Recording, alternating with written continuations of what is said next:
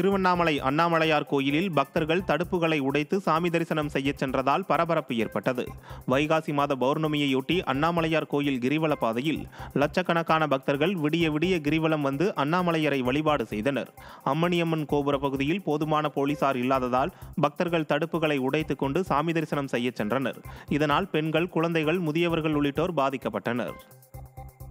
நெல்லை மாவட்டம் காரையார் அணைக்கு நீர்வரத்து அதிகரித்ததால் பொதுமக்கள், விவசாயிகள் மகிழ்ச்சி அடைந்தனர். பாபநாசம் மேற்கு தொடர்ச்சி மலையில் உள்ள பிரதான அணையான காரையார் அணை தென் மாவட்ட மக்களின் விவசாயம் மற்றும் குடிநீர் தேவையை பூர்த்தி செய்யும் முக்கிய நீர் ஆதாரமாக உள்ளது. கோடை காலத்தில் அணையின் நீர்மட்டம் குறைந்த நிலையில் தற்போது அணையின் நீர்பிடிப்பு பகுதிகளில் கனமழை பெய்ததால் நீர்வரத்து 350 கன அடியில் இருந்து 759 கன அடியாக அதிகரித்துள்ளது. இதனால் விவசாயிகள், பொதுமக்கள் மகிழ்ச்சி அடைந்துள்ளனர். ஈரோடு மாவட்டம் நசியனூர் அருகே உயிரிழப்பை ஏற்படுத்தும் முன் மின்கம்பத்தை விடிய அரசு மாற்றி தர வேண்டும் என கோரிக்கை எழுந்துள்ளது. செம்மம்பாளையம் பகுதியைச் சேர்ந்த பெரியசாமி என்பவரின் விவசாய நிலத்தின் நடுவே உள்ள மின்கம்பமானது எந்த நேரத்திலும் உடைந்து விழுந்து விபத்தை ஏற்படுத்தும் அபாய நிலையில் உள்ளது. இதனை மாற்றித்தர நசியனூர் மின்வாரிய அலுவலக அதிகாரிகள் மறுத்துள்ளதாக கூறப்படுகிறது. இந்த நிலையில் தொடர் மழையில் மின்கம்பம் உடைந்து உயிரிழப்பை ஏற்படுத்தும் முன் விடிய அரசு அதிகாரிகள் மின்கம்பத்தை மாற்றித்தர வேண்டும் என விவசாயி வலியுறுத்தியுள்ளார். கோவை சித்திரைச்சாவடி தடுப்பணையில் ஆபத்தை உணராமல் பொதுமக்கள் குளிப்பதால் பாதுகாப்பு நடவடிக்கை எடுக்க வேண்டும் என கோரிக்கை எழுந்துள்ளது. மேற்கு தொடர்ச்சி மலைப்பகுதியில் கனமழை பெய்ததால் நொய்யல் ஆற்றில் ஏற்பட்ட வெள்ளப்பெருக்கால் சித்திரைச்சாவடி தடுப்பணை நிரம்பி வழிந்தது. தடுப்பணையில் இருந்து அருவி போல் ஆர்ப்பரித்து செல்லும் தண்ணீரில் சிறுவர்கள் ஆபத்தை உணராமல் குளிப்பதால் அசம்பாவிதம் நடைபெறும் முன் மாவட்ட நிர்வாகம் நடவடிக்கை எடுக்க வேண்டும் என கோரிக்கை எழுந்துள்ளது. வேலூர் மாவட்டம் கொல்லாபுரம் பகுதியில் மரத்தின் மீது பேருந்து மோதிய விபத்தில் 5 பேர் காயமடைந்தனர். பேரணாம்பட்டில் இருந்து பயணிகளை ஏற்றிக்கொண்டு வேலூர் நோக்கி அரசு பேருந்து சென்று கொண்டிருந்தது. அப்போது பேருந்தின் முன்னே சென்ற கார் திடீரென சாலையோரம் ஒதுங்கியதால் சுதாரித்துக் கொண்ட ஓட்டுநர் வலது பக்கம் திருப்பிய போது கட்டுப்பாட்டை இழந்த பேருந்து மரத்தில் மோதி விபத்திற்குள்ளானது. இதில் காயமடைந்த 5க்கும் மேற்பட்டோர் மருத்துவமனையில் அனுமதிக்கப்பட்டனர்.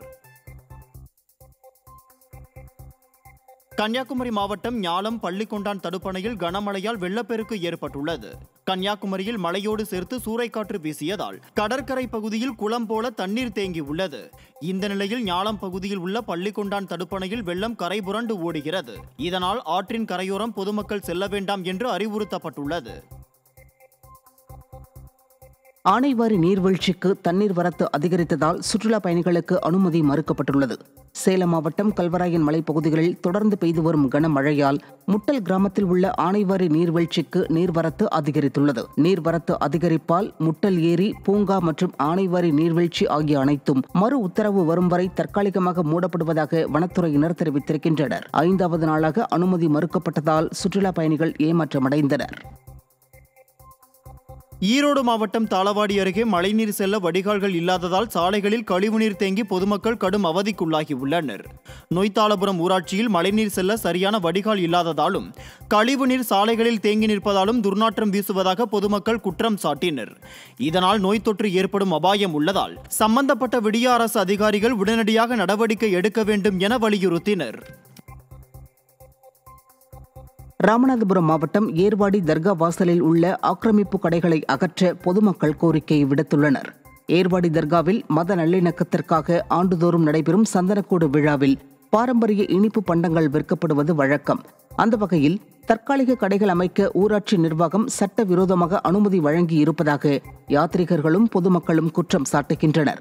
இந்த நிலையில் சந்தனக்கூடு விழாவிற்கு ஏராளமானோர் வருவதால் தர்கா முன்பு அமைக்கப்பட்டுள்ள ஆக்கிரமிப்புகளை அகற்ற நடவடிக்கை எடுக்க வேண்டுமென யாத்ரீகர்களும் பொதுமக்களும் கோரிக்கை விடுத்திருக்கின்றனர்.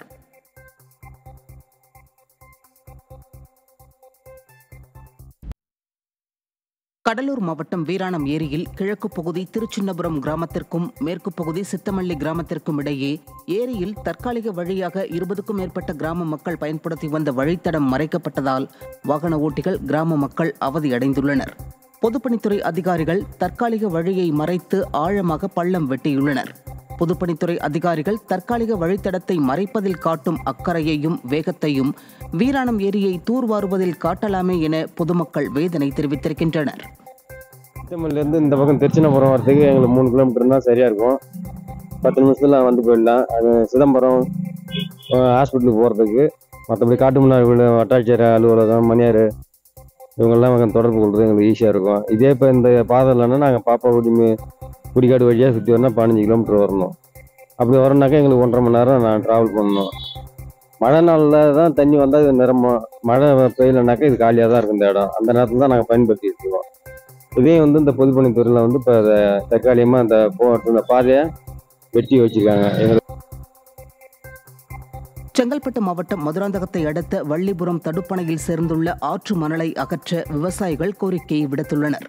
பாலாற்றின் குறுக்கே கடந்த அதிமுக ஆட்சியில் வள்ளிபுரம் பகுதியில் கட்டப்பட்ட தடுப்பணை கோடை காலத்தில் பயனுள்ளதாக இருப்பதாக அப்பகுதி விவசாயிகள் தெரிவிக்கின்றனர். மழை காலங்களில் பாலாற்றில் தொடர்ந்து வெள்ளப்பெருக்கு ஏற்பட்டு வருவதால் சுமார் 2 அடி அளவிற்கு ஆற்று மணல் சேர்ந்துள்ளதாக விவசாயிகள் தெரிவிக்கின்றனர். இந்த நிலையில் ஆற்றின் தடுப்பணையில் சேர்ந்துள்ள ஆற்று மணலை அகற்ற விவசாயிகள் கோரிக்கையை விடுத்திருக்கின்றனர். ராமநாதபுரத்தில் தேசிய நெடுஞ்சாலையை சூழ்ந்த புகை மூட்டத்தால் வாகன ஓட்டிகள் கடும் அவதிக்குள்ளாகினர். மதுரை ராமேஸ்வரம் தேசிய நெடுஞ்சாலையில் அச்சுந்தன் வயல் ஊராட்சிக்குட்பட்ட பகுதிகளில் இருபுறமும் குப்பைகள் கொட்டப்படுவதால் பொதுமக்கள் முகம் சுளித்தவாறு பயணிக்கும் நிலை ஏற்பட்டுள்ளது. இந்த நிலையில் இந்த குப்பைகள் சாலைகளிலேயே தீயிட்டு கொளுத்தப்பட்டதால் நெடுஞ்சாலை முழுவதும் புகை சூழ்ந்தது. இதனால் வாகன ஓட்டிகள் எதிரே வரக்கூடிய வாகனங்கள் தெரியாமல் கடும் அவதிக்குள்ளாகினர்.